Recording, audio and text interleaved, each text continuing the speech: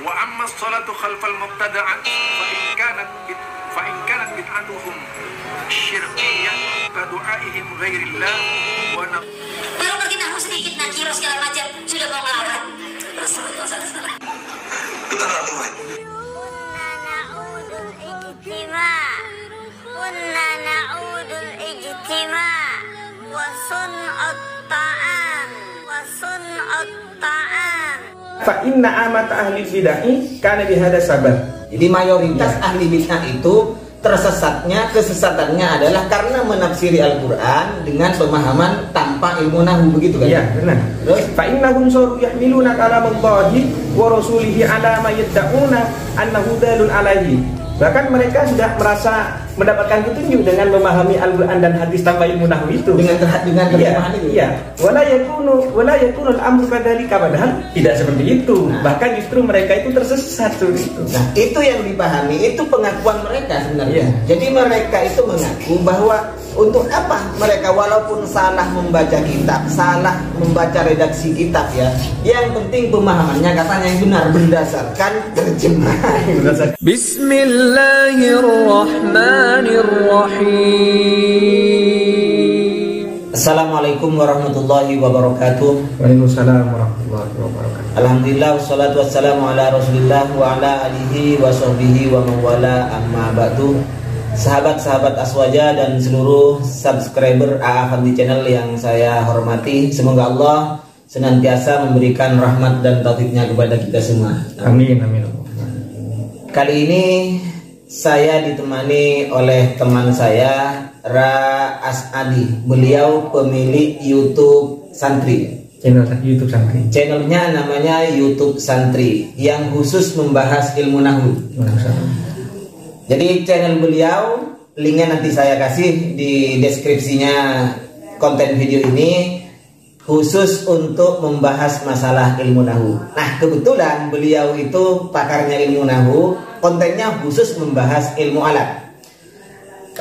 Senyampang kita bertemu, ya, saya akan minta tanggapan jenengan. Begini, orang-orang Wahabi mereka hanya mengandalkan terjemahan. Mereka sudah mengatakan itu yang benar menurut mereka.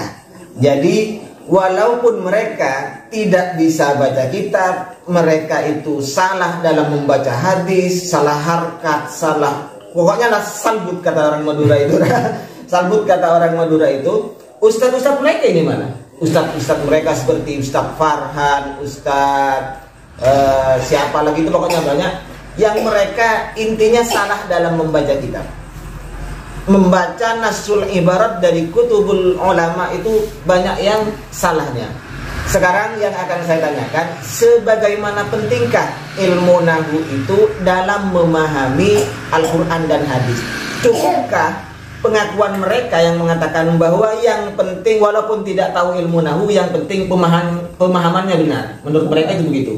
Nah, bagaimana menurut tanggapan jenengan berdasarkan pendapat-pendapat ulama tentang ilmu nahwu ini? Begitu. Alhamdulillah rabbil alamin. Bismillahirrahmanirrahim. Menanggapi pertanyaan dari Gus Effendi ini, ternyata para ulama sejak dulu sudah membahas masalah ilmu nahwu ini. Begitu pentingnya ilmu nahwu ini sampai menjadi syarat untuk memahami ilmu-ilmu yang lain. Berarti tidak cukup mereka untuk membuat hujah hanya berdasarkan terjemahan. Ya tidak cukup. Bahkan bisa sesat menyesatkan itu kalau tidak paham itu. Dari Imam Syafi'i saja itu ada kaulnya Imam Syafi'i yang berbunyi man tabakhara fin nahwi faqad ihtada jami'an ulum. Jadi barang siapa yang paham tentang ilmu nahwu, maka dia akan tertuntut untuk menguasai semua ilmu seperti itu. Jadi pintunya berarti. Jadi ilmu nahwu ini adalah alat atau pintu pertama untuk memahami ilmu-ilmu yang lain. Jadi begitu pentingnya ilmu nahwu ini sehingga kalau dalam kitab-kitab nahwu itu disebutkan umul ulum yaitu as-sarfu. Jadi as-sarfu umul ulum, sedangkan wa abuha an-nahwu. Jadi ilmu nahwu itu ibaratkan dengan bapaknya ilmu, sedangkan ibunya adalah ilmu sharaf. Itu menurut pendapat Imam Syafi'i ya? Menurut pendapatnya Imam Syafi'i, itu berpendapat bahwasanya man tabakhara fin nahwi faqad ihtada jami'al ulum. Oh iya, berarti menurut Imam Syafi'i, barang siapa yang sudah tabakhur memperdalam ilmu nahwu, berarti ini salah satu alat untuk menguasai ilmu yang semua ilmu-ilmu yang lain.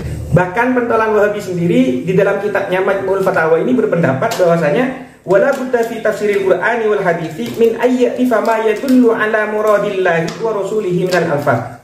Bahkan ini Imam Ibnu Taimiyah itu berpendapat bahwasanya untuk menafsiri Al-Qur'an dan hadis itu wajib untuk mengetahui ilmu-ilmu yang bisa mengantarkan kita memahami apa yang dimaksudkan oleh kalam Allah dan Rasulnya. Sempat ilmu alat begitu. Ilmu alat ya seperti itu.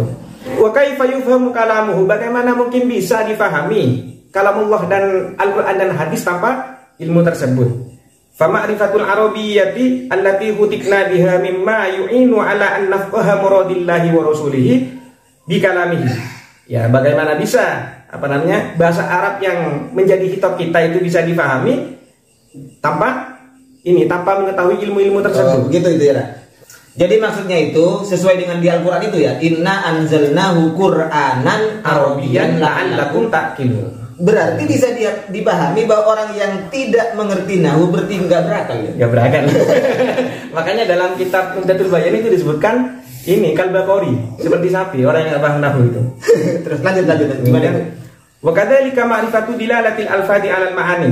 Begitu juga untuk mengetahui lafaz-lafaz ini memberikan makna apa itu, ya mesti harus paham ilmu nahwu dulu.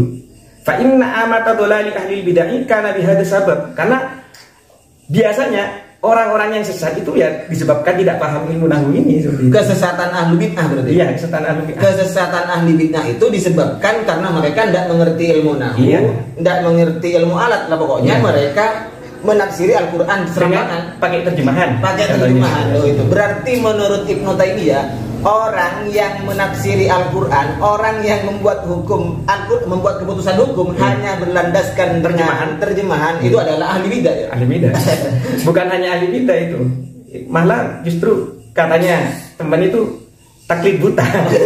tidak tahu masih ikut buku ya. Terus itu. Kemudian fa innahum wa kadzalika ma'rifatu dilalatil alfadi 'alal ma'ani fa inna amata ahli bid'ah kana bihadza sabab. Jadi mayoritas ahli bid'ah itu kesesatannya adalah karena menafsiri Al-Qur'an dengan pemahaman tanpa ilmu nahwu, begitu kan? Iya, benar. Terus fa innahum saru yahmiluna kalamallahi wa rasulihi ala ma yad'una annahu dalun alaihi. Bahkan mereka sudah merasa mendapatkan petunjuk dengan memahami Al-Qur'an dan hadis tanpa ilmu nahwu itu. Dengan terjemahan itu. Iya. Wala yakunu al-amru kadzalika, padahal tidak seperti itu. Bahkan justru mereka itu tersesat itu. Nah, itu yang dipahami, itu pengakuan mereka sebenarnya. Jadi mereka itu mengaku bahwa untuk apa mereka walaupun salah membaca kitab, salah membaca redaksi kitab ya, yang penting pemahamannya katanya yang benar berdasarkan terjemahan. Berdasarkan terjemahan Al-Qur'an dan hadis, bukan Al-Qur'an hadisnya, tapi berdasarkan terjemahan Al-Qur'an dan hadis. Karena lafaz-lafaz menurut Ibnu Taimiyah itu lafaz-lafaz untuk menunjukkan terhadap makna itu tidak bisa dipahami tanpa ilmu nahwu. Mungkin ada pesan terakhir untuk mereka itu bagaimana? Ya sebenarnya mereka itu bukan ikut Al-Qur'an dan hadis, tapi ikut terjemahan Al-Qur'an dan hadis. Atau bisa dikatakan mereka kembali ke Al-Qur'an, tapi Al-Qur'an terjemahan. Terima kasih ya.